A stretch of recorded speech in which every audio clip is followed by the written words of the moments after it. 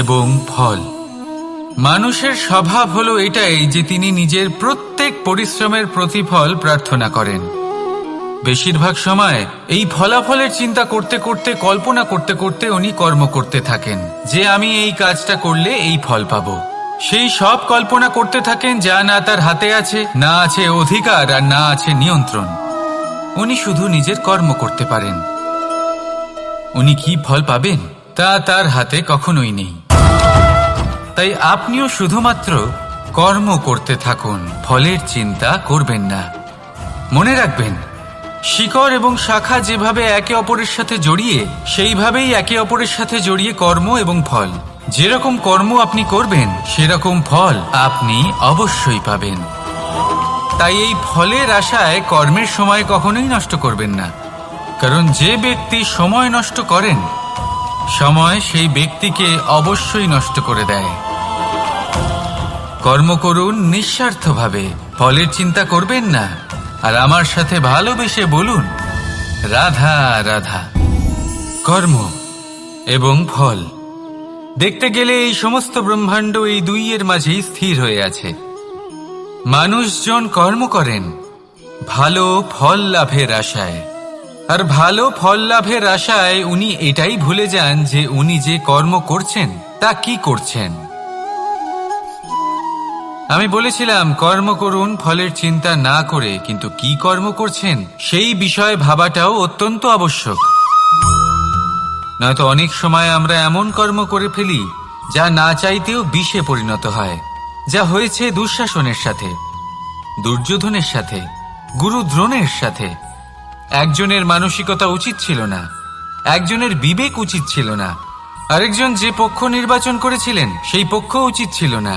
আর যা কিছু ওনাদের সাথে হলো, আপনার, আমার, আমাদের সকলের সাথে তা হতে পারে। আমি বলেছিলাম কর্ম করুন, ফলের চিন্তা করবেন না, কিন্তু এই কর্মের বিষয়ে বিচার করে দেখাটাও ততটাই আবশ্যক।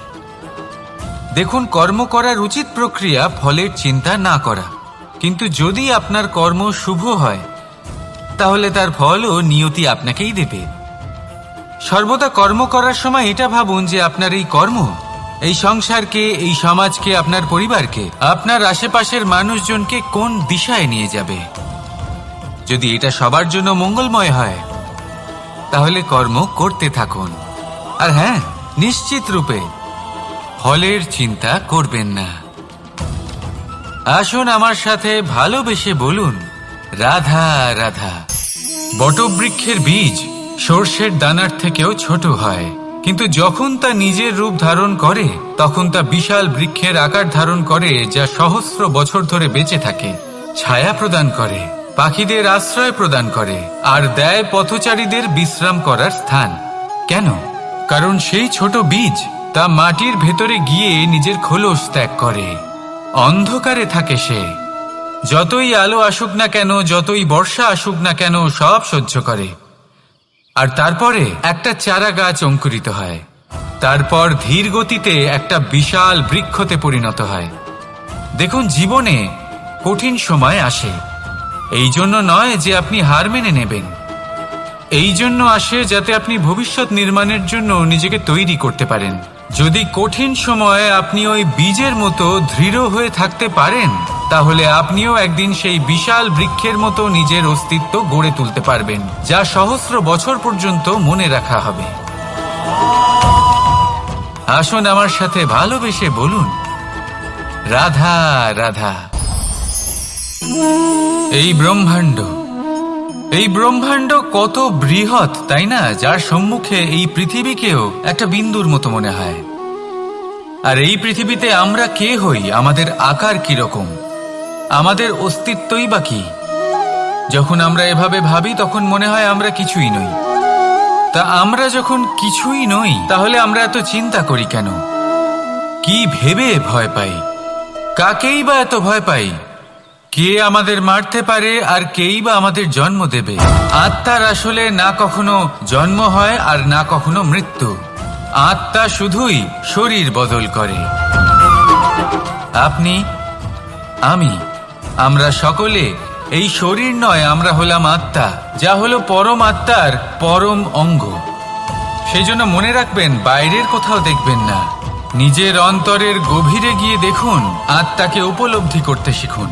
ক্লেশ, ভয়, চিন্তা, এই সব কিছুর থেকে নিজেকে দূরে রাখুন, তাহলেই উপলব্ধি করতে পারবেন পরমাত্মা কে। তাহলে আসুন আমার সাথে ভালোবেসে বলুন, রাধা রাধা। পরিবর্তন এই সংসারের শাশ্বত নিয়ম। কোনো রাজা নেই যিনি চিরকাল রাজা থাকেন, কোনো ধনী ব্যক্তি নেই যিনি চিরকাল ধনী থাকবেন। এই সংসারে সূর্যের স্থান নেওয়ার জন্য চন্দ্রিমার আগমন ঘটে। কোন স্থান যাকে পতিত বলা হয়েছিল সেখানে মহল তৈরি হয়েছে। কোন স্থান যাকে আজ মলিন বলা হয়েছে কাল সেখানে মন্দিরও স্থাপন হতে পারে। কোনো ঋতু চিরকালের জন্য থাকে না, কখনো সময় চিরকাল একরকম থাকে না। আজ যে আপনার কাছে রয়েছে কাল অন্য কারোর ছিল, আজ যে আপনার কাছে রয়েছে কাল তা অন্য কারোর কাছে চলে যাবে। আপনার সাথে কিছু থাকলে তা হলো আপনার কর্ম, কিন্তু সেই কর্মের পরিণামও আপনার নয়। আপনি শুধু কর্ম করুন, বাকি সবকিছুই পরিবর্তনশীল। কিন্তু সেই পরিবর্তনকে দেখে ভয় পাওয়ার প্রয়োজন নেই, তাকে স্বাগত জানান। যদি আপনি হাসি মুখে সেই পরিবর্তনকে স্বাগত জানান, তাহলে এই পরিবর্তনও হাসি মুখে আপনার সাথে থাকবে। আসুন আমার সাথে ভালোবেসে বলুন, রাধা রাধা। সঞ্চয়। মানুষের যখন থেকে বোধ বুদ্ধি হয় সঞ্চয় করতে আরম্ভ করে দেন। সঞ্চয় করতে থাকেন ভোজনের, সঞ্চয় অর্থের, সঞ্চয় শক্তির। নিজের জন্য করেন, নিজের পরিবারের জন্য করেন, নিজের স্ত্রীর জন্য করেন, সন্তানের জন্য করেন, সন্তানের সন্তানের জন্যও সঞ্চয় করেন। সঞ্চয় করার জন্য ওনার কাছে অনেক কারণ রয়েছে, কারণ উনি এটা ভাবেন যে এই সঞ্চিত শক্তির জন্য কেউ ওনার কোনো ক্ষতি করতে পারবে না। মানুষ ভুলে যান একটা গুরুত্বপূর্ণ কথা, এই সত্য, উনি এই সংসারে খালি হাতেই এসেছিলেন, আর এখান থেকে ওনাকে খালি হাতেই যেতে হবে। যা এখানকার তা এখানেই থেকে যাবে।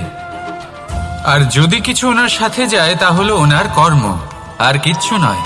তাই যদি কিছু অর্জন করতে চান তাহলে শুভ কর্ম অর্জন করুন, আত্মশক্তি অর্জন করুন, কারণ পরলোকে এটাই হবে আপনার সম্পত্তি।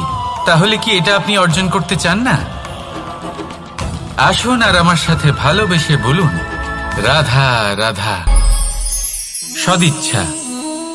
দেখতে গেলে 3 অক্ষরে তৈরি এই শব্দ, কিন্তু সমস্ত ত্রিলোক তার উপরেই আধারিত। আপনি এই সংসারে এসেছেন, তখন অবশ্যই শ্বাস নেবেন, কিন্তু তার বদলে আপনাকে কিছু তো দিতেই হবে। আপনার উপর নির্ভর করছে আপনি কি দেবেন। কি দেবেন এই সংসারকে, এই সমাজকে, নিজের পরিবারকে, আর তার বদলে কি নেবেন? যশ নাকি অপযশ? দেখুন, এক ছিল রাবণ, যে কিনা সমুদ্র পার করল সীতাকে অপহরণ করার জন্য, আর এক ছিলেন রামচন্দ্র, যিনি সমুদ্র পার করেছিলেন, সেতু বানিয়ে গিয়েছিলেন সীতাকে ফিরিয়ে নিয়ে আসার জন্য। দুজনেই সমুদ্র পার করেছিলেন, শুধু পার্থক্য ছিল সদিচ্ছাকে বোঝার, লক্ষ্যের। অনেক মানুষের যাত্রা একরকম হতেই পারে, কিন্তু আনন্দ তখনই লাভ করবেন যখন লক্ষ্য শুভ হবে, মহান হবে। এই লক্ষ্য দিয়ে এই সংসারের কল্যাণ হবে এবং মানুষের সম্মান হবে। যদি আপনার সংকল্প উচিত হয় তাহলে আপনার লক্ষ্য উচিতই হবে, নয়তো শুধুমাত্র বিনাশ হবে। আর উচিত এটাই হবে যে বিনাশের হাত থেকে যেন নিজেকে বাঁচানো যায়, কি বলেন? তাই জীবনে যে লক্ষ্য স্থির করছেন মনে রাখবেন তা যেন শুভ লক্ষ্য হয়। যদি এরকম হয় তাহলে আপনার যাত্রা, আপনার জীবন দুটোই শুভময় হবে। আসুন আর আমার সাথে ভালোবেসে বলুন, রাধা রাধা। সুরক্ষা। এই সুরক্ষা আসলে কি?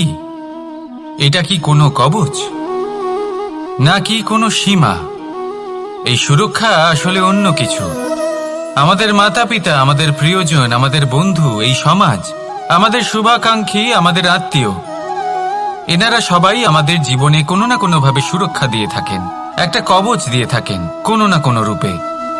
কিন্তু দেখতে গেলে আমাদের পরাক্রমের পথে আমাদের বীরত্বের পথে, আমাদের সাহসের পথে এই সুরক্ষাই সব থেকে বড় বাধা হয়ে দাঁড়ায়।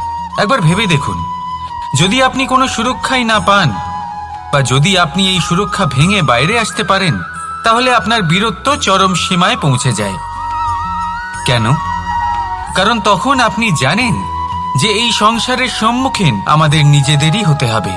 আপনি বুঝে যান যে শত্রুর সম্মুখীন এবার নিজের বলের দ্বারা, নিজের পরাক্রমের দ্বারা, নিজের সাহসের দ্বারা করতে হবে।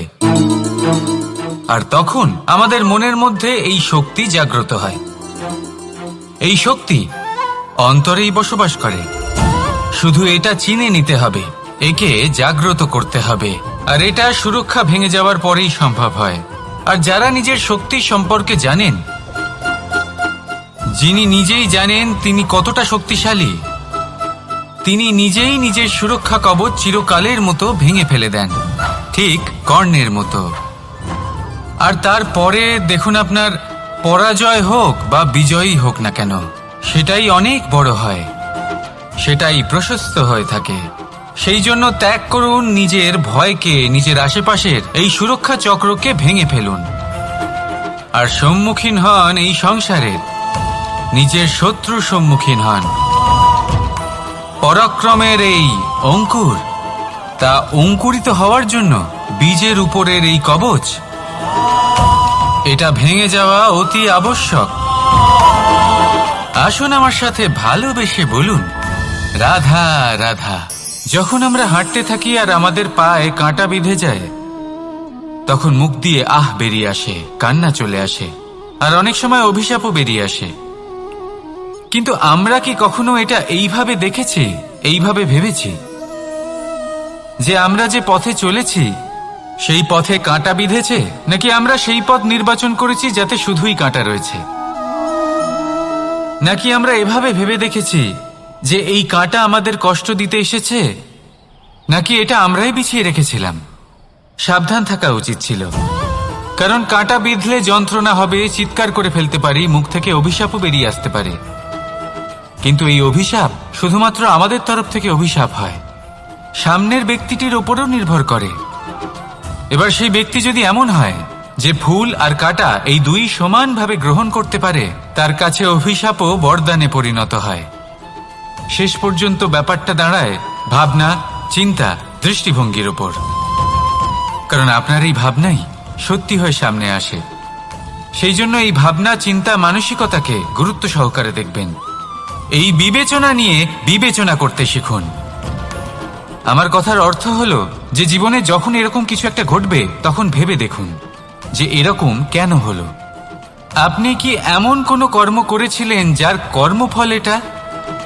এমন কোনো কাজ যা অনুচিত ছিল, অসত্য ছিল, যা অভদ্রতার কারণ ছিল?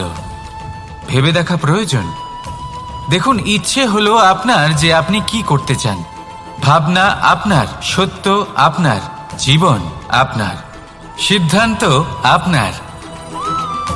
আসুন আর আমার সাথে ভালোবেসে বলুন, রাধা রাধা।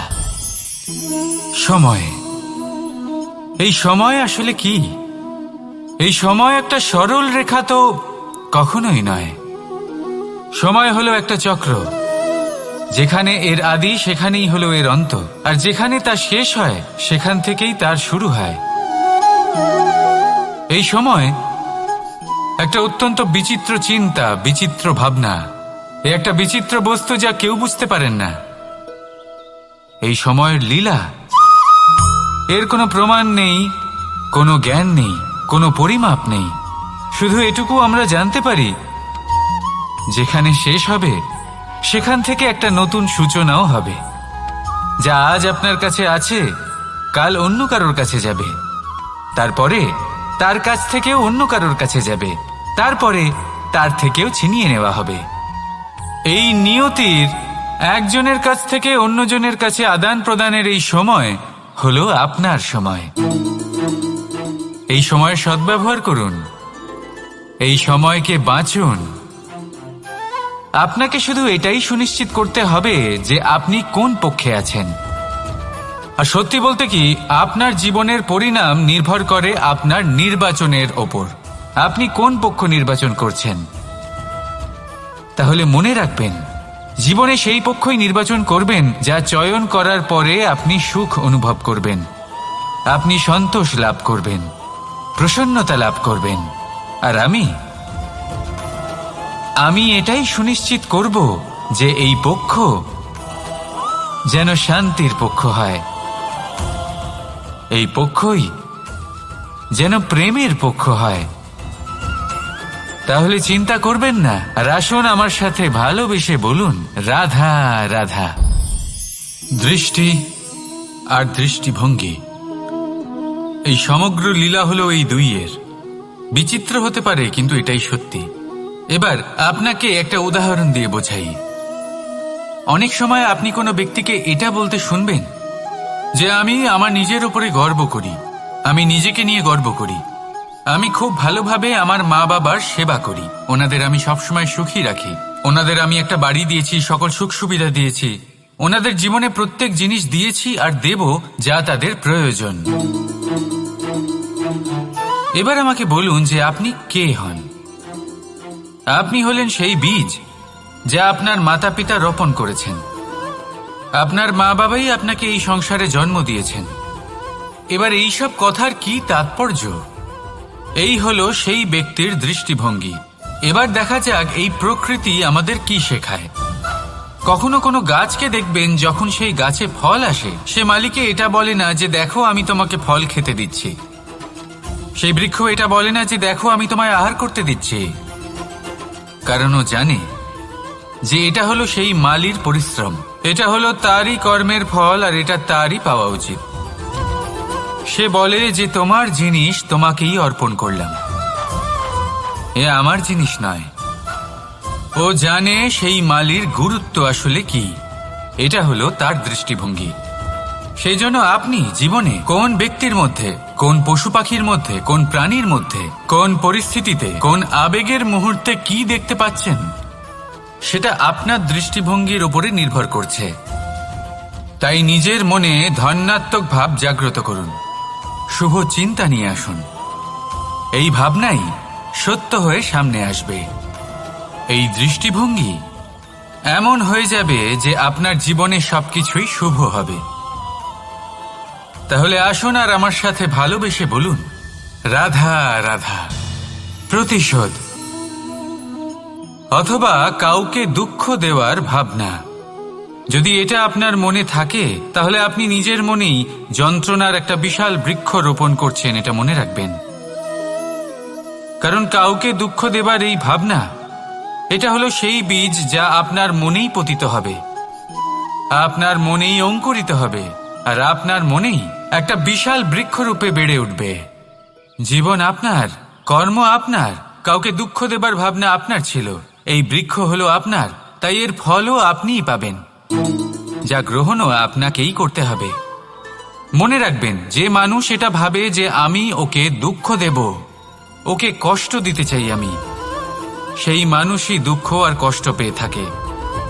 যদি সেই জায়গায় আপনি এটা ভাবেন যে আমি কাউকে সুখী করে তুলতে চাই, কাউকে সুখ প্রদান করতে চাই, তাহলে তারও বীজ আপনার মনেই রোপণ হবে, বৃক্ষে পরিণত হবে, যার ফলও আপনিই পাবেন। এখানে বিষয়টা হলো শুধু মানসিকতার চিন্তা, যা সত্য হয়ে আপনার সামনে আসে। তাহলে এই মানসিকতা শুভ করুন, সবার জন্য মঙ্গল কামনা করুন। অন্যের মনে আপনার জন্য ভালো চিন্তা থাকুক বা না থাকুক, আপনি সবার জন্য শুভ চিন্তা করে কর্ম করতে থাকুন, তাহলে আপনার সাথেও ভালোই হবে। তাহলে আসুন আর আমার সাথে ভালোবেসে বলুন, রাধা রাধা। সুখ আর অভিজ্ঞতা, এই দুই জীবনে একসাথে কখনোই আসে না। মনে রাখবেন, যেখানে সুখ থাকে সেখানে অভিজ্ঞতা থাকে না, আর যখন এই সুখ আমাদের জীবন থেকে দূরে চলে যায়, তখন আমাদের জীবনে আসে এই অভিজ্ঞতা। পরমাত্মা, প্রকৃতি, নিয়তি এই অভিজ্ঞতাকে আমাদের জীবনে পাঠান, যাতে আমরা একটা অত্যন্ত গুরুত্বপূর্ণ শিক্ষা, একটা জ্ঞান প্রাপ্ত করতে পারি। এই অভিজ্ঞতা আমাদের শেখায় যে অতীতে এমন কি হয়েছিল যা আমাদের করা উচিত হয়নি। আমাদের শেখায় ভবিষ্যতে এমন কি আছে যা আমাদের করা উচিত আর কি করা উচিত নয়। দেখতে গেলে এই অভিজ্ঞতা আমাদের সেই শিক্ষা দেয় যার জন্য আমরা সুখের দিকে উচিতভাবে অগ্রসর হতে পারি। সেই জন্য জীবনে যখনই দুঃখ আসবে, দুঃখের এই সময় আসবে, তখন হতাশ হবেন না। বোঝার চেষ্টা করুন এই পরিস্থিতি কেন এসেছে, কি শিক্ষা দিতে এসেছে। যদি আপনি সেই জ্ঞান লাভ করেন, সুখের পথে অগ্রসর হন, তাও উচিত রূপে, তাহলে এই অভিজ্ঞতার উদ্দেশ্য পূরণ হয়ে যায়। তাহলে আসুন আর আমার সাথে ভালোবেসে বলুন, রাধা রাধা। জীবনে শিখরে পৌঁছানোর জন্য মানুষের কি প্রয়োজন হয়ে থাকে? সিঁড়ির। কিন্তু তাও প্রত্যেক মানুষ, প্রত্যেক ব্যক্তি শিখরে পৌঁছতে পারেন না। এর কারণ কি? কারণ একটা হতে পারে যে মানুষ কল্পনা করতে থাকেন কিন্তু সিঁড়ি খুঁজে পান না। কিছু মানুষ খুঁজে নেন কিন্তু তা পেয়ে এতটাই প্রসন্ন হয়ে যান যে তারপর আর কোনো কর্মই করেন না। খুব সোজা ব্যাপার। অনেক মানুষ সিঁড়ি খুঁজে পান না, আর যদি পেয়েও যান তাও যতক্ষণ না তাতে চড়ছেন সেই শিখরে পৌঁছবেন কি করে? যতক্ষণ না আপনি পরিশ্রম করছেন, যতক্ষণ না সেই সিঁড়িতে আপনি চড়ছেন, যতক্ষণ না ক্লান্ত হচ্ছেন, আপনার পায়ে হাঁটুতে ব্যথা না হচ্ছে, ততক্ষণ এই শিখরে পৌঁছানোর সৌভাগ্য লাভ করতে পারবেন না। তাহলে কল্পনার সাথে কর্ম করুন, পরিকল্পনার সাথে পরিশ্রম করুন, সব কিছু পাবেন। আসুন আমার সাথে ভালোবেসে বলুন, রাধা রাধা। সমস্যা, কঠিন সময়, সংকট, বিপদ কার জীবনে নেই? প্রত্যেকের জীবনে আছে। কিন্তু আমাকে একটা কথা বলুন, যদি নৌকায় ঢেউকে ভয় পেতে শুরু করে, তাহলে সাগর পার করবে কে? কখনো কোনো ছোট্ট পিঁপড়েকে দেখেছেন, যে আকারে হয়তো ছোট হতে পারে কিন্তু বড় শিক্ষা দিয়ে যায়? কিন্তু আমরা শিখিই না। এবার দেখুন একটা পিঁপড়েকে, যে ভোজনের খোঁজে বাইরে বের হয়, একটা ছোট্ট দানা তুলে নেয়। ছোট দানা তোলে কারণ তার থেকে বেশি সে তুলতেই পারবে না। সে দানা নিয়ে চলতে শুরু করে, কোনো দেওয়ালে উঠে পড়ে, আবার পড়েও যায়। সেই দানা দূরে কোথাও একটা পড়ে যায়, তা আবার খোঁজে, তুলে নেয়, আবার চলতে থাকে। পড়ে যায়, আবার ওঠে, পড়ে যায়, আবার ওঠে। সেই দানাটা রেখে দেয়, আবার বেরিয়ে পড়ে ভোজনের খোঁজে। পরিশ্রম করতে থাকে কিন্তু হার মানে না। এই শিক্ষাই তো আমাদের প্রাপ্ত করতে হবে। নিরন্তর পরিশ্রম আর নির্ভীক হয়ে কর্ম করে যেতে হবে। এটাই হলো সাফল্যের মাধ্যম, এটাই হলো জয়ের মন্ত্র, অচ্যুত অজয় অস্ত্র। তাহলে আসুন আর আমার সাথে ভালোবেসে বলুন, রাধা রাধা। আমরা সকলে চাই আমাদের জীবনে সাফল্য আসুক। আমরা চাই যে এই সংসারে আমাদের খ্যাতি ছড়িয়ে পড়ুক। আমরা চাই যেন আমরা আলোচিত হই। কিন্তু শুধু চাইলেই কি যায় আসে? যদি এই সংসারে আলোচিত হতে হয়, তাহলে পরিচিত হতে হবে পরিশ্রমের দ্বারা। যতক্ষণ না আপনারা পরিশ্রমের সাথে পরিচিত হবেন, সাফল্যের সাথে পরিচিত হবেন না। সংঘর্ষ করতে হবে প্রতিদিন, প্রতি বছর। জীবনের সব পরিস্থিতিতেই হয়তো নতুন নতুন বাধা আসবে, নতুন নতুন বিঘ্ন ঘটবে। কিন্তু এটা আবশ্যক নয় যে সমস্ত বিঘ্ন বিনাশের জন্য আসবে। কিছু বিঘ্ন আপনার পথ প্রশস্ত করার জন্য আসবে, আপনার পথ পরিষ্কার করার জন্য আসবে। যদি আপনাকে উদাহরণ দিই, যখন বন্যা আসে, বাড়ি ঘর ভেসে যায়, তখন আমরা হতাশ হয়ে পড়ি, আমরা দুঃখী হয়ে পড়ি। কিন্তু সেই বন্যাই আমাদের সেই ধরিত্রীকে এত উর্বর করে তোলে যে সেই উর্বর অংশ কাজে লাগিয়ে আমরা সেরকম আরো 10টা বাড়ি বানাতে পারি। তাহলে ধন্যাত্মক থাকুন আর যে কোনো সংঘর্ষের জন্য প্রস্তুত থাকুন। জীবনে অনেক দূর যেতে পারবেন। তাহলে আসুন আমার সাথে ভালোবেসে বলুন, রাধা রাধা। জীবনে কখনো কখনো আমরা সেই পরিস্থিতিতে ফেসে যাই যখন আমাদের মনে হয় যে আমাদের নতুন কিছু একটা করতে হবে, কিন্তু আমরা করতে পারি না। কারণ কোথাও না কোথাও আমরা রীতির দ্বারা আবদ্ধ, আর আমরা সেই রীতি ভাঙতে চাই না। কেবল একটাই প্রশ্ন আসে মনে, আশেপাশের মানুষ কি বলবে, আশেপাশের মানুষ কি ভাববে। আপনাকে একটা প্রশ্ন করি, কারা এই মানুষজন? আপনার জন্মের সময় এই মানুষজন কোথায় ছিলেন? যখন আপনি কোনো সমস্যায় পড়েন তখন এই মানুষজন কোথায় থাকেন? এগিয়ে এসে কি আপনাকে সাহায্য করেন, নাকি সেই সমস্যার সমাধান আপনি নিজেই করেন? এইসব মানুষজনের চিন্তা ত্যাগ করুন যদি আপনি জীবনে বাঁচতে চান। ভেবে দেখুন জীবনে কি কি শুভ আছে আর কি কি শুভ করতে পারেন। যদি তা স্রোতের বিপরীতে হয় তাহলে সংঘর্ষ করুন, কিন্তু এইসব মানুষজনের কথা ভাববেন না। ভেবে দেখুন জীবনে আপনি কি কি শুভ কাজ করতে পারেন। এটা ভাবুন যে আপনি কখনো এমন কোনো কাজ করে ফেলেননি তো যার জন্য কারোর হৃদয় আহত হয়েছে। শুভর দিকে নিজের চিন্তা কেন্দ্রীভূত করুন, আপনার জীবনে সব কিছু শুভই হবে। তাহলে আসুন আমার সাথে ভালোবেসে বলুন, রাধা রাধা। আজকাল আপনি দেখে থাকবেন যে মা বাবা শুধুমাত্র সন্তানকে ভালোবাসেন তা নয়, তাদের মোহেও জড়িয়ে পড়েন। বিদ্যালয় যখন পাঠান তখন সমস্ত সুযোগ সুবিধা দিয়েই পাঠান। চেষ্টা করেন যে সবসময় যেন সন্তান তাদের চোখের সামনেই থাকে। কিন্তু ভুলে যান এক অত্যন্ত গুরুত্বপূর্ণ কথা, যে সন্তানকে এক নতুন দৃষ্টিভঙ্গি দেওয়াই হলো ওনাদের কর্তব্য। সেই জন্য পুরাতনকালে শিষ্যদের গুরুকুলে পাঠানো হতো, বাড়ির থেকে দূরে। কারণ বাড়ি ছেড়ে যাওয়া এক সন্তানের জন্য, এক শিষ্যের জন্য অত্যন্ত শুভ লক্ষণ হয়।